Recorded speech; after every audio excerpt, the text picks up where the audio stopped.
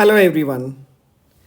So in the today's INI CET revision series, the topic for discussion is the cardiovascular emergencies. So with the request of some of you saying that, sir, please discuss the emergency medicine. So I have taken up the discussion of the cardiovascular emergencies today. So I'll just give you some of the clinical scenarios and you have options above. You need to select the best answer among the options. So the first clinical scenario is a 57-year-old businessman presents with a 4-hour history of crushing chest pain. The ECG changes include the ST segment elevation in 2-3 AVF. What is it suggestive of? So ECG shows the ST segment elevation in 2-3 AVF. So 2-3 AVF, it is suggestive of the inferior wall.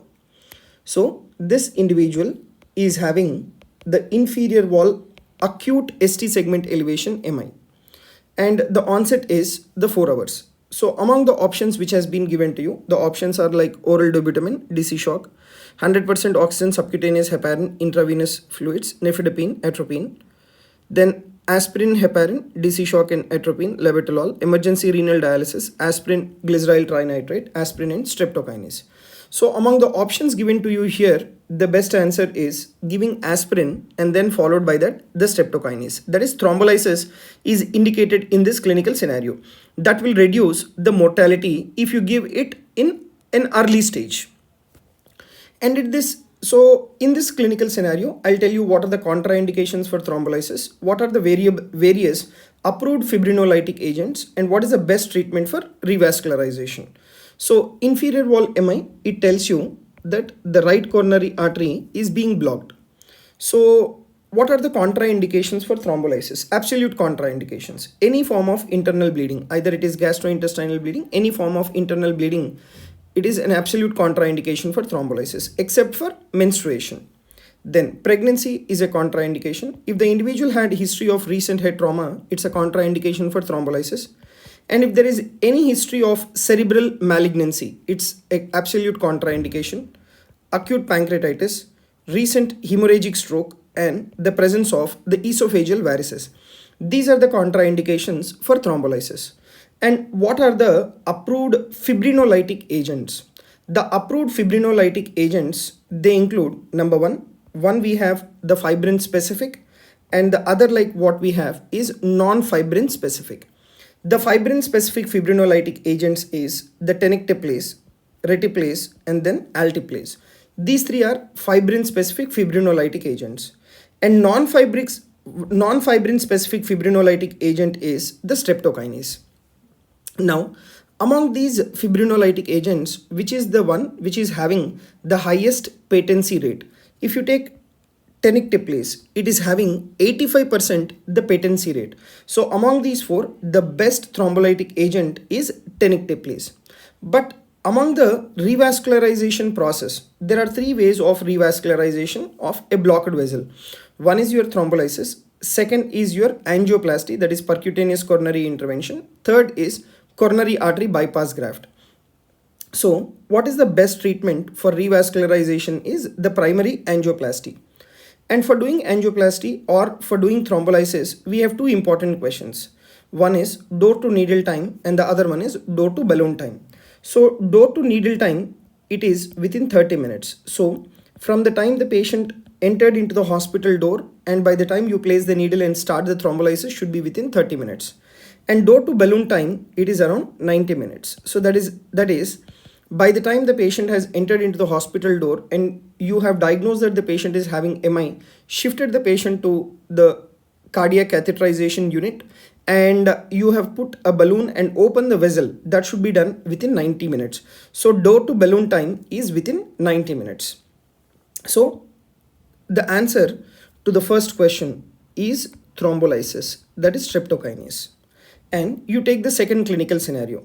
The second clinical scenario, a 65-year-old man presenting with chest pain becomes unresponsive. His ECG shows the ventricular fibrillation. So now in a clinical scenario of ventricular fibrillation, like we need to follow the ACLS guidelines, that is Advanced Cardiac Life Support Guidelines. And in case of the ventricular fibrillation, like how will be the ECG changes? So there will be erratic or abnormal wide complexes, right? So you don't have identifiable QRS complexes in case of ventricular fibrillation. What would be the causes for ventricular fibrillation? It can be associated with coronary artery disease because our patient is having chest pain followed by that ventricular fibrillation is there. It might be the coronary artery disease, or ventricular fibrillation can be associated with structural heart diseases like arrhythmogenic right ventricular dysplasia, or like in clinical conditions like hypertrophic obstructive cardiomyopathy or dilated cardiomyopathy. In all these conditions, there can be development of ventricular fibrillation, and also associated with cardiac arrest. And that means the ventricular fibrillation can progress to the development of cardiac arrest. Now, what is the treatment that you have to give in this individual is, so among the options which has been given to you, in case of ventricular fibrillation, the immediate treatment is electrical DC cardioversion. So in this patient, you need to give, right? So in this patient, like you need to give a DC shock, then followed by that, the adrenaline should be given in this patient. So the answer is DC shock,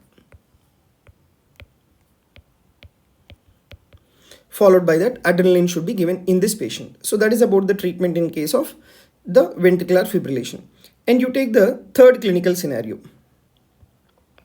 Third clinical scenario is a 40-year-old woman collapses after taking long flight.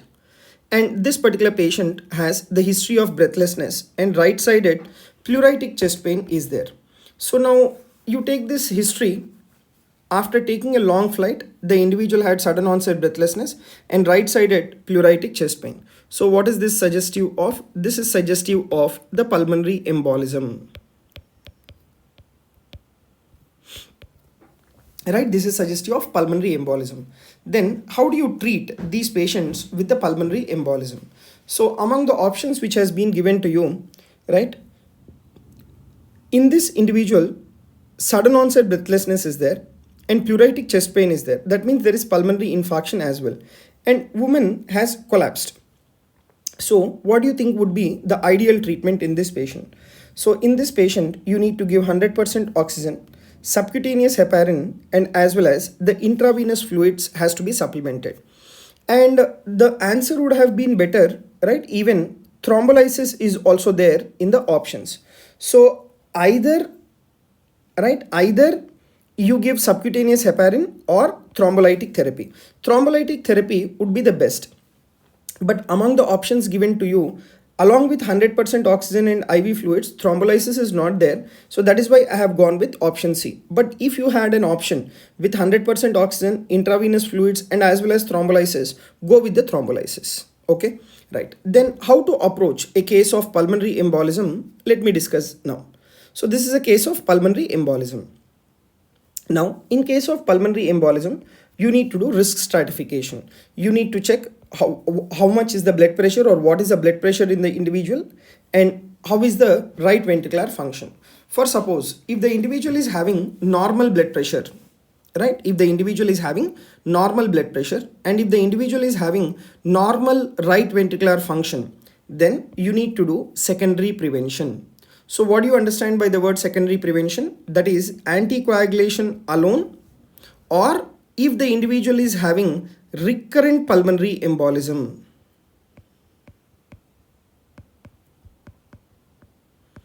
Right? If the individual is having recurrent pulmonary embolism, then you need to put the patient on IVC filter.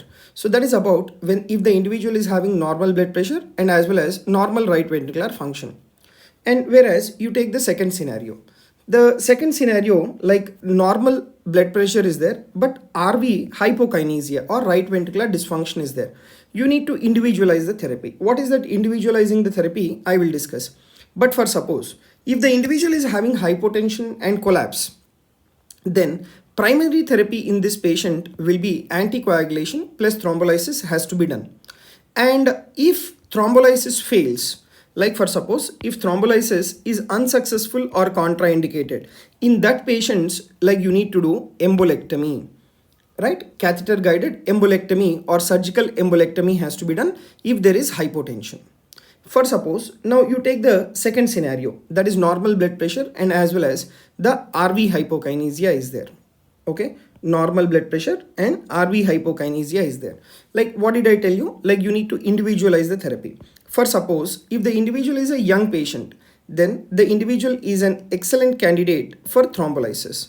For suppose if the individual is elderly patient, then in elderly individuals, the risk of bleeding is more. So in them, like what you need to do is you need to give anticoagulation and then wait and watch. So that is about like the treatment of pulmonary embolism. So you need to do risk stratification, normal blood pressure, normal RV function, only anticoagulation.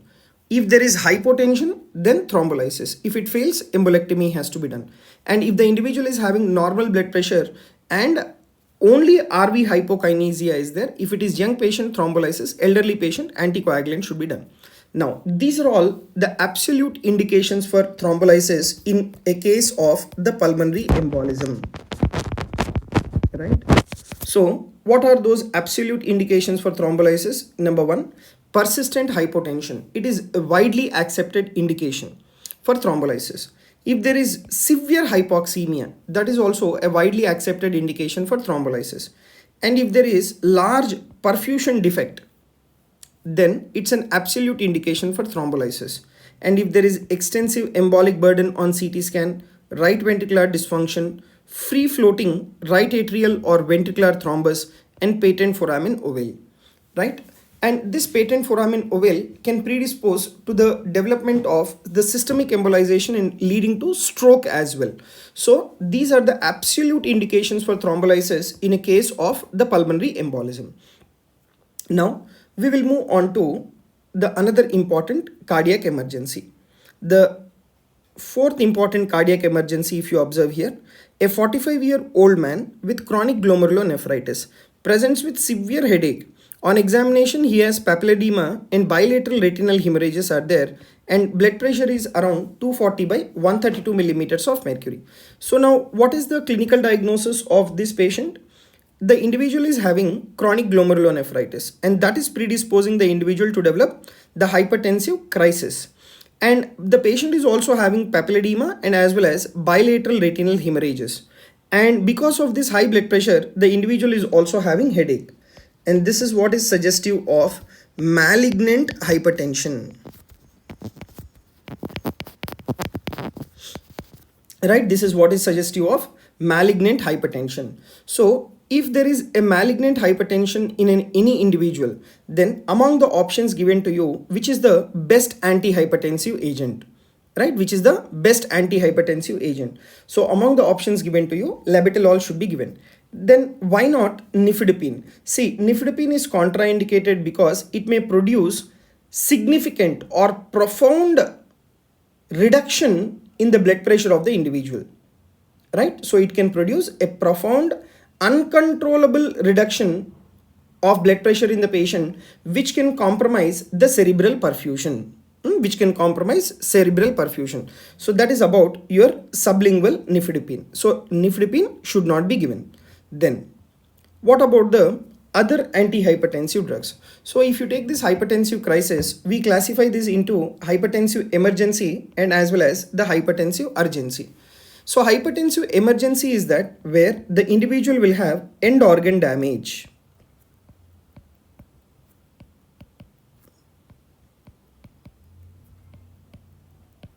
Right? Hypertensive urgency is that where there is no end organ damage.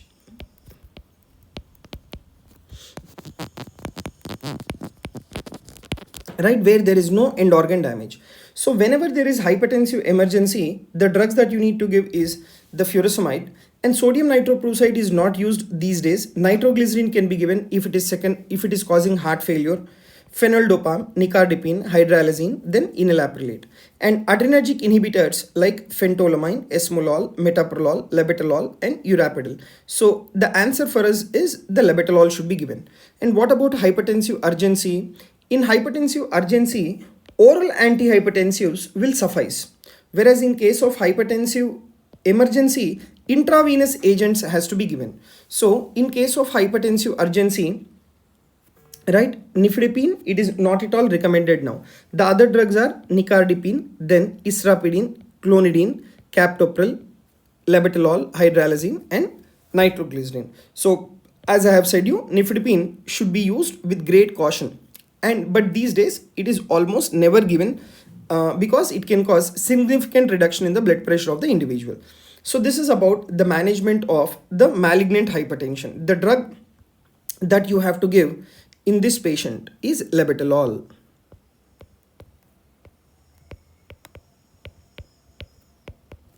Okay, next. And you take the fifth important clinical scenario.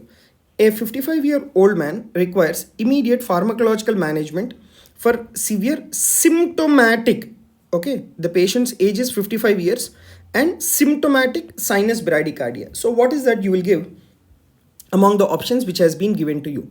So like the among the options which has been given to you, the one which will increase the heart rate in symptomatic bradycardia will be the atropine. So the answer here is the atropine. So atropine, it is the drug of choice. And what exactly is your atropine? It is muscarinic acetylcholine receptor antagonist. And that is the reason why it increases the heart rate by inhibiting the vagal tone of the heart. So what the atropine does? It inhibits the vagal tone of the heart. And if the patient does not respond to atropinization, the cardiac pacing should be instituted. So what you have to give in this individual? Atropine you have to give. And if the patient does not respond to atropine, then you need to do pacing. Right, then you need to do pacing. So that is about the fifth clinical scenario. Now, so let us discuss the bradyarrhythmias and the conduction abnormalities. So the first important is the sinus bradycardia. So how you have to treat this individual? First and foremost, you should be able to make out what is the cause of that sinus bradycardia. So this sinus bradycardia can result from sinus node dysfunction, beta blocker therapy, or calcium channel blocker excess. So whenever the individual is having this abnormality or this drug effect can cause sinus bradycardia, so stop that particular drug. And this sinus bradycardia may be asymptomatic. If the individual is asymptomatic, like no treatment is required. But for suppose, if the individual is symptomatic, what are the symptoms of your bradycardia? That is lightheadedness, syncopal attack, chest pain, or the hypotension. That is all because of decreased cerebral perfusion and as well as decreased coronary perfusion. If the individual is symptomatic, then atropine may be used. That is mainly to increase the heart rate of the individual. And if this atropinization fails, then pacemaker implantation will be the definitive treatment in these clinical scenarios. And what are the other bradyarrhythmias? That includes the first degree AV block. So first degree AV block can occur in normal individuals and it is associated with beta blocker therapy, calcium channel blocker use, or increased vagal tone. Most of the times, this first degree AV block, these patients, they remain asymptomatic. And how will you diagnose first degree AV block? The PR interval will be prolonged. That will be more than 200 milliseconds.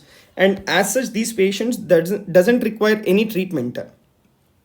Just you need to treat the underlying cause. And the site of pathology in case of the first degree block will be in the internodal fibers. Then coming to the second degree AV block, that is Mobitz type 1 or Wenckebach's phenomenon. What would be the cause for this Mobitz type 1? That is same, the drug effect, digoxin, beta blocker, and calcium channel blocker. Or it could be because of increase in the vagal tone, or it could be right coronary ischemia or infarction. So this is about the second degree AV block. The etiology is Mobitz type 1. And usually these patients also, they are asymptomatic. And how will be the, or what will be the ECG changes in these patients with the second degree AV block Mobitz type 1? There will be progressive prolongation of the PR interval and there will be drop in the QRS complex. Okay. And If the patient is asymptomatic, treatment is not required and you need to stop the offending drug, and atropine is given if the individual is symptomatic. And what about Mobitz type 2 AV block?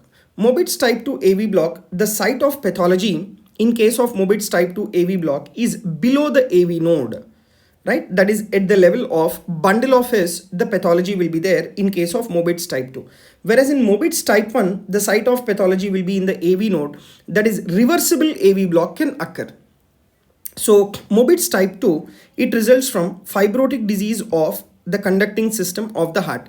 And what is that fibrotic disease? That is Lev's disease and as well as Lenegre's disease. And most of these patients with the Mobitz type 2, they are symptomatic. They have symptoms like syncopal attack. And what will be the ECG changes in these individuals? They will have a constant PR interval.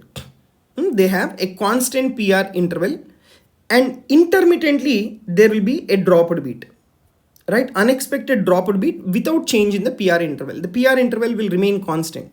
And these individuals, the treatment that you need to give is the pacemaker implantation. So pacemaker placement has to be done in case of Mobitz type 2 AV block.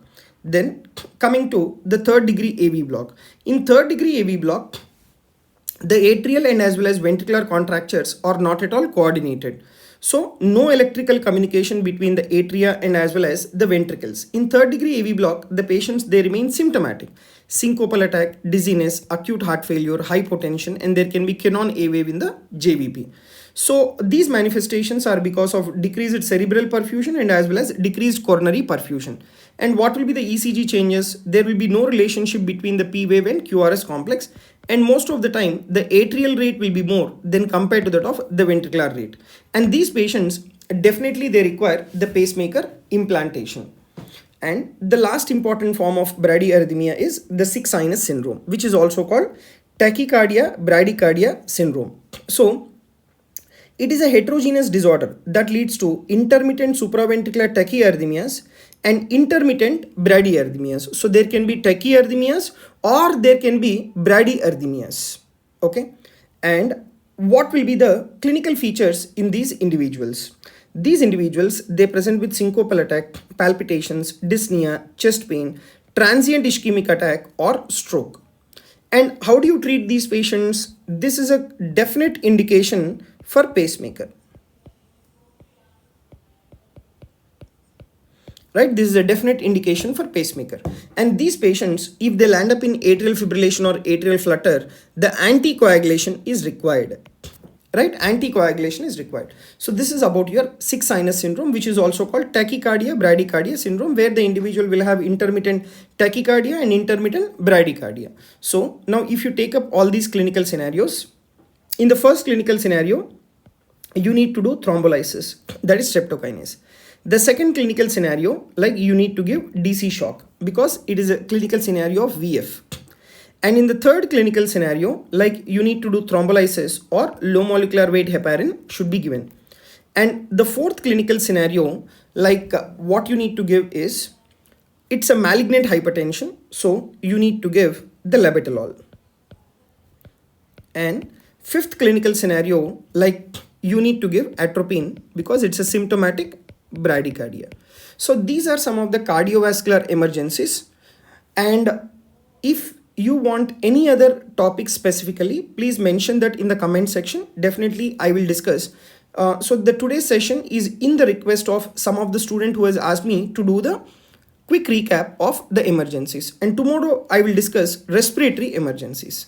Thank you very much. Again, see you tomorrow.